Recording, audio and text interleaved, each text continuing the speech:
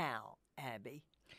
He said he's not thin-skinned. He responded directly to her in a way that I think Donald Trump tries not to. His usual retorts are more offensive and aimed directly at the person. And he was reacting to her in a way that I think the Clinton campaign was quite pleased with, frankly. I think Donald Trump is going to pivot very quickly back to crooked Hillary, liar Hillary. He's already done that.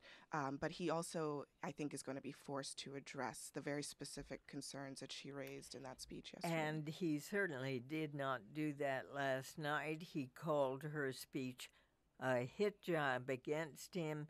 Also said her address was phony.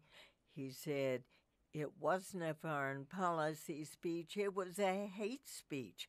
She can't talk about foreign policy because she's made so many mistakes, and then again railed about her use of the email server saying Hillary Clinton has to go to jail, Reed. And this is, there are many ironies in here. First of all, this is a guy who has been talking nonstop about Bill Clinton's infidelities, and then a critique of his foreign policy is a hit job. That seems a little incongruous. He also criticized Hillary Clinton for using a teleprompter. Donald Trump's only real serious foreign policy speech, which he gave to the American-Israeli Political Action Committee, or Political Action Conference, he gave using a teleprompter. This is clearly, foreign policy is clearly something in which Donald Trump is not comfortable speaking.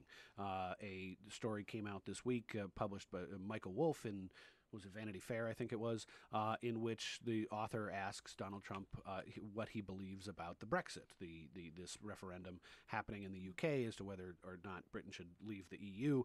And Trump appears not to understand the term Brexit, and then finally says, oh, well, I think they should leave, which is contrary to the last, 60 years of U.S. foreign policy. Not to say that breaking with U.S. foreign policy is necessarily a bad thing. He's done that on other occasions, but speaking about nuclear weapons for Japan and the like. Yeah, and it is clear, though, that he is not comfortable talking about foreign policy, Right. and he has evinced very little evidence, very little interest in learning more.